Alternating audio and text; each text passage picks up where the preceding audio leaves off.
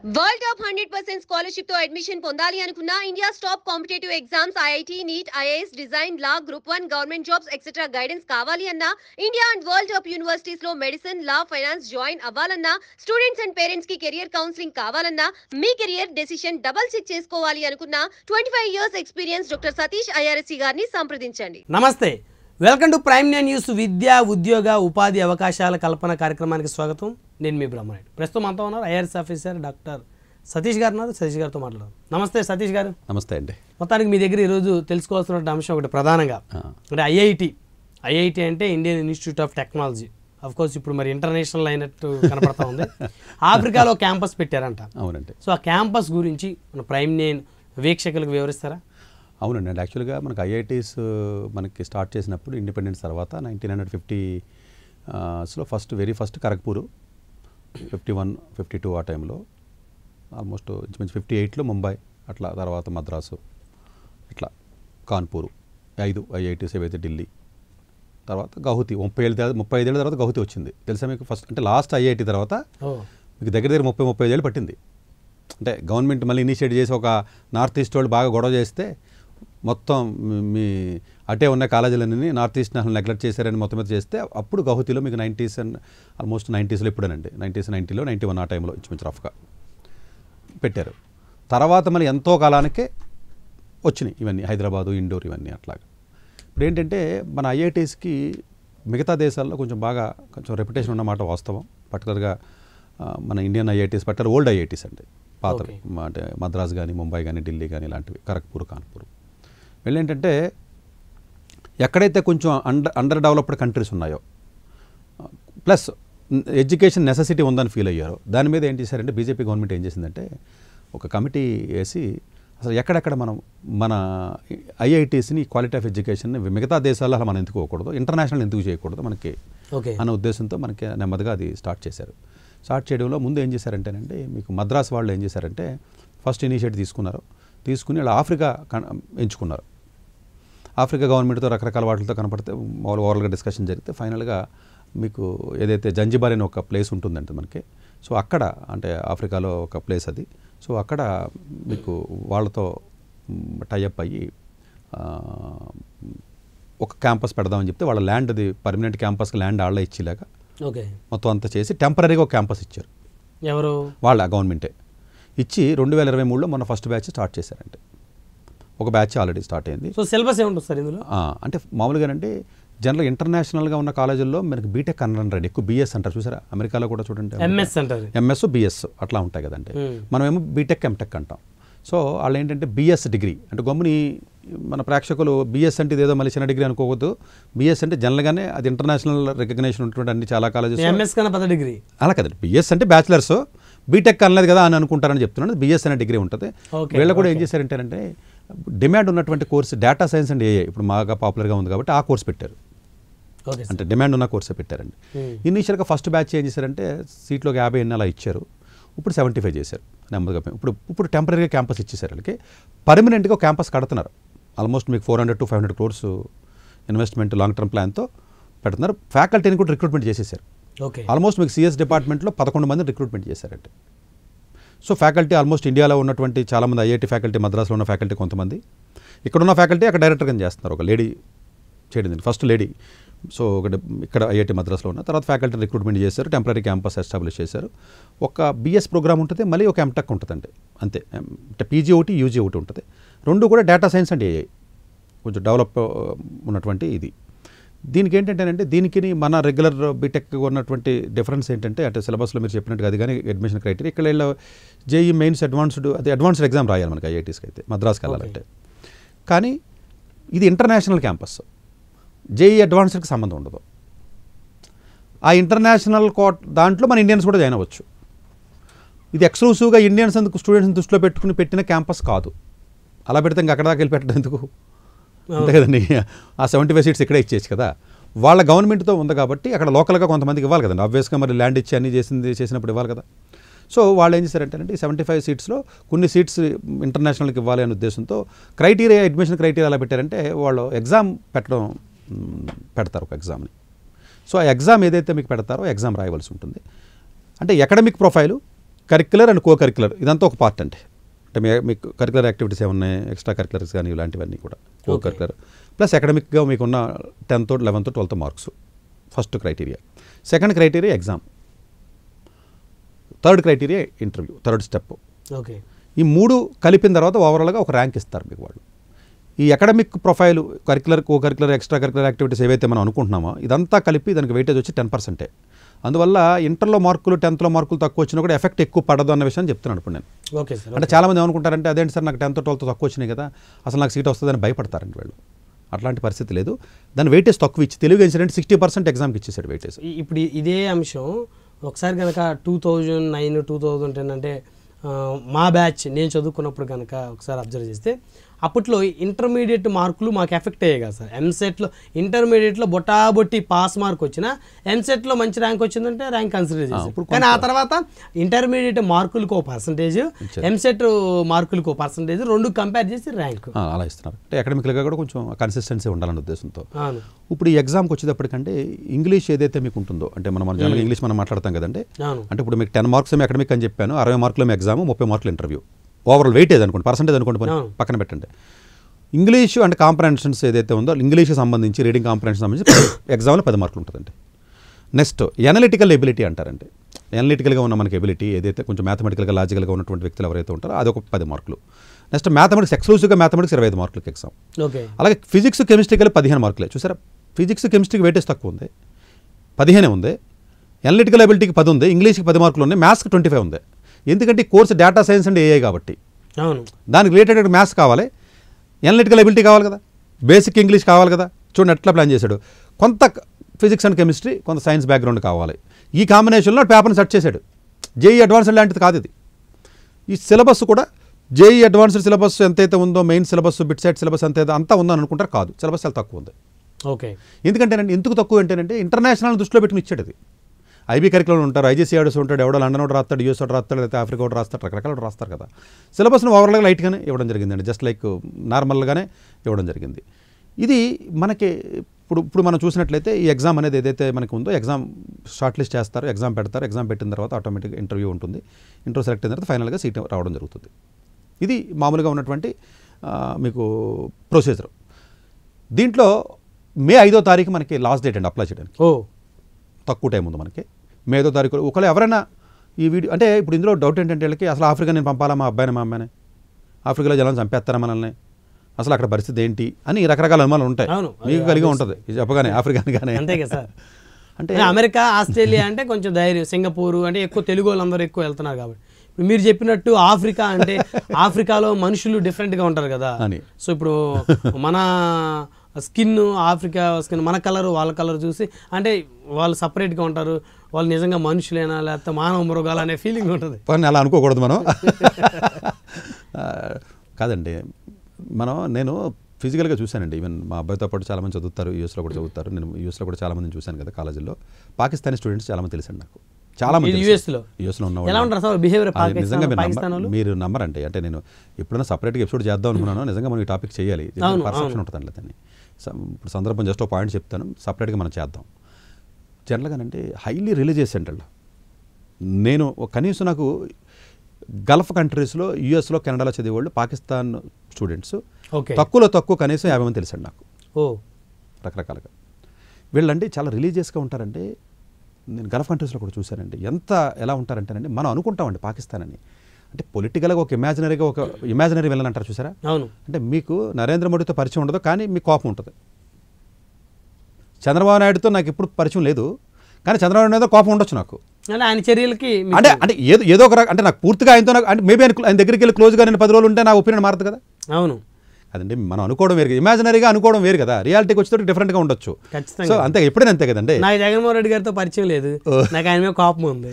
But maybe పరిచయమే మీరు 10 రోజులు ఉన్నారనుకోండి, మేబీ మీ ఒపీనియన్ మారొచ్చు, నా ఉద్దేశం మారొచ్చు అండి క్లోజ్గా. అలాగే ఏంటంటే ఇమాజినరీ విలన్ కింద ఈ పాకిస్తాన్ స్టూడెంట్స్ కానీ నేను చూశానండి. ఈవెన్ పర్టికులర్గా చాలా రిలీజియస్గా ఉంటారండి, చాలా పర్ఫెక్ట్గా ఉంటారండి. ఒక్కసారి వాళ్ళు నిజంగానండి ఒక అమ్మాయితో ఏదన్నా రిలేషన్ ఉంది, గర్ల్ ఫ్రెండ్ అనుకుంటే, మ్యారేజ్ చేసుకుంది అనుకుంటే మీరు నమ్మరండి, ఎట్టి పరిస్థితుల్లో నా అమ్మాయిని చేసుకుంటారు వాళ్ళు. ఎట్టి పరిస్థితుల్లో నేను చాలామందిని చాలా క్లోజ్గా చూశానండి. అంటే చాలా హైలీ కమిటెడ్ అండి వాళ్ళు. అసలు చాలా నేను ఇప్పుడు ఈవెన్ మా దగ్గర ఉన్నటువంటి కొంతమంది స్టూడెంట్స్కి నేను శాట్ ఎగ్జామ్ చెప్పిస్తాం, ఇంగ్లీష్ సబ్జెక్ట్ చెప్పిస్తాం, వేరే చెప్పిస్తాం. కొంతమంది ముస్లిం టీచర్స్ ఉన్నారు, లేకపోతే వేరే ఉన్నారండి. హైలీ రిలీజియస్గా ఉంటారండి, హైలీ పర్ఫెక్ట్ అండి. అసలు నాకు ఒక టీచర్ ఉంటాడండి, అమౌంట్ అది ఇవ్వాలి కదా క్లాసులు చెప్పినప్పుడు, ఎప్పుడో 3-4 years బ్యాక్ ఇవ్వాల్సి వస్తే ఒక 10 రూపాయలు 20 రూపాయలు ఎక్కువ ఏదో వెళ్తే పట్టుకొచ్చి వెనక్కి వచ్చి ఇచ్చేసాడు. వెనక్కి రావడానికి అది 100 రూపాయలు ఖర్చు ఉంటుంది పెట్రోల్కి. Okay sir. అలాంటి వ్యక్తులు కూడా ఉన్నారండి. అందువల్ల ఏంటంటే ప్రతి కమ్యూనిటీలో, ప్రతి దేశంలో, ప్రతి మనుషుల్లో మంచి చెడు ఉంటుందండి, ఎప్పుడూ ఉంటుంది. సో అందువల్ల ఏంటంటే స్పెసిఫిక్గా మనమేమి ఇది బెటర్ అది బెటర్ కాదని మనం డిఫైన్ చేయడానికి ఉంటుందండి. మనం అనిపిస్తుంది, మనం ఇక్కడ ఉన్నాం కాబట్టి మనకి ఇలా అనిపిస్తుందండి. ఇంకొకటి ఎవడో మనం తిడతాడు, అవును, మనం ఏమన్నా తిట్టినట్టుగా. సో అట్లాంటి ఉండకూడదు. ఆపర్చునిటీస్ వచ్చినప్పుడు అండి మన జాగ్రత్తలో మనం ఉంటూ, మనం ఏ దేశంలో ఉన్నప్పటికీ కూడా మనకి ఇబ్బంది ఉండదండి. హైదరాబాద్లో ఉన్నంత మాత్రాన్ని తల్లిదండ్రులు పిల్లల్ని పెంచుతున్నారండి 12th దాకా. మీరు నమ్మరండి, మన దగ్గర కౌన్సిలింగ్ వస్తారు. 12th దాకా తండ్రే పెంచుతాడు, తల్లిదండ్రులే పెంచుతారు, చక్కగా స్కూల్కి పంపిస్తున్నారు, తీసుకొస్తున్నారు. ఇష్టం వచ్చినట్టు చెడిపోతున్నారు వాళ్ళు. మరి తల్లిదండ్రులు నువ్వు నేను ఏం చేసినట్టు అదండి. ఎక్కడికో వెళ్తే పాడైపోతాడు అన్నారండి మీరు. మీ ఇంట్లో పెరిగిన, మా ఇంట్లో పెరిగిన పిల్లోడు, మీ పిల్లల ఇంట్లో పెరిగిన వాళ్ళు 12th దాకా మన ఇంటి దగ్గర నుంచే స్కూల్కి వెళ్ళి మనమే ఇన్స్పిరేషన్ కింద ఉండి, మనమే గైడెన్స్ ఇచ్చి, మనమే దగ్గరుండి ప్రతిదీ చూసుకుని, మనమే అన్ని రకాలుగా మనం జాగ్రత్తలు తీసుకున్నా కూడా 80% ఆఫ్ ది యూత్ నాశనం అయిపోయింది హైదరాబాద్ సిటీలో. మరి 80 అవ్వలేదులేండి. పోనీ 80 కాదు, 60 పోనీ 40 పోనీ అనుకోండి. పోనీ ఓకే. ఎందుకంటే అఫీషియల్గా ఇచ్చిన లెక్కల ప్రకారం 40% స్కూల్ స్టూడెంట్స్ డ్రగ్స్ వాడుతున్నారని లెక్కలే చెప్తున్నాయి కదా. అందువల్ల ఏంటంటేనంటే అది డిఫరెంట్ యాంగిల్ అండి. మనం చూసే విధానం ఒక యాంగిల్లోనే చూస్తాం, మనం డిఫరెంట్ అదర్ డైమెన్షన్ మనం చూడడానికి మనం తెలియదు మనకి. సో ఇది ఎందుకు నేను చెప్తున్నానంటేనంటే, మీకు ఐఐటి వెళ్ళాలని కోరిక ఉంది, కొన్ని కారణాల చేత అడ్వాన్స్డ్ ఎగ్జామ్లో రాయలేకపోతున్నారు. ఆ బ్రాండ్ మనకు కావాలి. స్టూడెంట్స్ 75 మెంబర్సే ఉన్నారు. ఫ్యాకల్టీ ప్రొఫైల్స్, ఫ్యాకల్టీ ఎవరు రిక్రూట్ అయ్యారో నాకు తెలుసు పర్సనల్గా. ఓకే, చాలా మంచి ఫ్యాకల్టీ ఉన్నారండి. మీకు అది నేను కాన్ఫిడెంట్గా చెప్పగలను, ఫ్యాకల్టీ ఉన్నారు. ఒకవేళ మీకు ఇబ్బంది లేదనుకోండి, అక్కడికి వెళ్ళి చదవగలిగారు అనుకోండి, జాబు రావడం రాకపోవడం గురించి నేను మాట్లాడలా. ఆ ప్లాట్ఫారం మీకు బిల్డ్ అయినప్పుడు హయ్యర్ స్టడీస్కి మీరు డెఫినెట్గా అవును వెళ్ళి చక్కగా చదువుకునే అవకాశం ఉంది కదా, అంతే కదండి. హైయర్ స్టడీస్కి చక్కగా చదువుకోవచ్చు. ఏదైనా అంటే ఆ క్వాలిటీ ఆఫ్ ఎడ్యుకేషన్ ఉంటుంది. 75 స్టూడెంట్సే కాబట్టి ఆబ్వియస్గా ఫుల్ టైం ఫ్యాకల్టీ ఉన్నారండి అక్కడ. ఇప్పుడు ఇదేం ఆన్లైన్ కాదు, అవును, ఇట్స్ ఫుల్ టైం ఫ్యాకల్టీ ఉన్నారు. అంటే నేనేమంటానంటే, మీకు వెళ్ళాలని కోరుకున్నప్పుడు మీకు అలాంటి భయాలు లేకపోతే మీరు వెళ్ళి చదువుకోవచ్చు. కాదండి ఎక్కడో బిట్సోడు పెట్టాడనో లేదా మణిపాలోడు పెట్టాడనో ఎక్కడ పడితే అక్కడ పోతున్నారు వేరే దేశాలు. ఆ ప్రైవేట్ కాలేజీలు చెత్తా చెదారం అంతా ఫ్యాకల్టీ సరిగా ఉంటారు, అసలు క్వాలిటీ ఎడ్యుకేషన్ ఉండదు సరిగాను. 75 మెంబర్స్కి అడ్మిషన్ ఇస్తున్నారంటే దాని అర్థం ఏంటంటే, ఇవ్వరండి, గవర్నమెంట్ కదండి. ఐఐటీస్ ఇష్టం వచ్చినట్టు అడ్మిషన్. ఇప్పుడు ఎప్పుడో 1950s పెట్టిన కాలేజీ ఐఐటి మద్రాసులో ఇప్పటికీ కంప్యూటర్ సైన్స్ 85 సీట్లే ఉన్నాయి. ఏంటి మీరు చదివినప్పుడు అన్నీ ఇప్పుడు పెరగవు అంటే అదే చెప్తున్నానండి. ఇష్టం వచ్చినట్టు పెంచరండి అలాగా. గవర్నమెంట్ ఇన్స్టిట్యూషన్స్లో ఐఐఎస్సి బెంగళూరులో మ్యాథ్స్ అండ్ కంప్యూటర్స్ పెట్టారు 50 అంతే. ఇప్పటికి ఎంటెక్ ఎప్పుడండి 40-50 ఏళ్ళ నుంచి ఉన్న ఎంటెక్ మెకానికల్ ఇంజనీరింగ్ ఇప్పటికి 20 ఎంటెక్.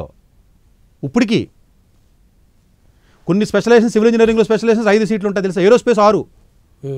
ఏంటి ఇంత హిస్టారికల్గా 1000 ఎకరాలు ఉన్నట్టు 500-600 ఎకరాల పైన ఉన్న college, the oldest college Indian institute of సైన్స్లో ఏరోస్పేస్ ఇంజనీరింగ్ సీట్లు 6-7 అంటే అది వినడానికి ఎలా ఉంది మీకు? అంటే మెయింటైన్ చేయడానికి ట్రై చేస్తాను గవర్నమెంట్. అందు గురించేనండి యూజీ ఇన్స్టిట్యూషన్స్ ఎప్పుడు గవర్నమెంట్ బెటర్. అవును, schools is a different angle అది. అందు గురించి ఏంటంటే ఇప్పుడు ఐఐటి పెట్టాడు, ఇదేమి 400-500 4-5 బ్రాంచ్లు పెట్టలేదు, 400-500 సీట్లు ఇవ్వాల, 75 సీట్స్ ఇచ్చాడు, ఓ 10 మందిని ఫ్యాకల్టీని పెట్టాడు. చాలదా? సరిపోయింది కదా స్టూడెంట్ ఫ్యాకల్టీ రేషియో. అవును, డెఫినెట్గా మీరు యూజ్ చేసుకోవచ్చు కదా. ఆ ఫ్యాకల్టీకి వేరే పని ఉండదు. ఇది సిటీ అనుకోండి, ముంబై మద్రాసులో ఉన్న ఐఐటి వాళ్ళు ఫ్యాకల్టీ దొరకరు, సిటీల్లో వెళ్ళిపోతారండి. సాయంత్రం పర్సనల్ లైఫ్ సోషల్ లైఫ్ ఉంటుంది. ఇక్కడికి వెళ్తాడు ఫ్యాకల్టీ. అదేం పెద్ద సిటీ కాదు కదా. సో డెఫినెట్గా అంత భయపడి మీరు వెళ్ళకపోవడం కాదండి. దయచేసి మీరు అంత భయపడక్కర్లేదు. అమ్మాయిలైనా ఆడపిల్లైనా అబ్బాయిలైనా అప్లై చేయండి. వస్తే మాత్రం డెఫినెట్గా ఇలాంటి ఆపర్చునిటీని మీరు యూజ్ చేసుకోవాలండి. ఒకటి. రెండోది ఇక్కడ సిలబస్ కూడా అండి. నేను సిలబస్ గురించి కూడా చెప్పాలి. మామూలు ఐఐటీలో ఉన్న బీటెక్ సిలబస్ కంటే చాలా బెటర్ సిలబస్ పెట్టాడు. ఎందుకంటే టైటిలే డేటా సైన్స్ అండ్ ఏఐ అవ్వడం వల్ల వాళ్ళు పెట్టినటువంటి సిలబస్ ఫస్ట్ ఇయర్లో మనం ఎలా ఉంటుందంటే ఐఐటీస్లో అంతా ఫిజిక్స్ కెమిస్ట్రీ లాంటి కామన్ సిలబస్ చదువుతామండి. పెద్దగా అంత డెప్త్ ఎలా మీరు కూడా చదివారు కదా, మీకు తెలియదే ఉంది. ఇక్కడికి వచ్చేటప్పటికి ఫస్ట్ ఇయర్లోనే మీకు జనరల్గా ఎలా ఉంటుందంటే క్యాలిక్యులస్ కానివ్వండి, లేకపోతే ఫిజిక్స్ ఫర్ డేటా సైన్స్ అంటాడు, ఇంకోటి కెమిస్ట్రీ ఫర్ డేటా సైన్స్,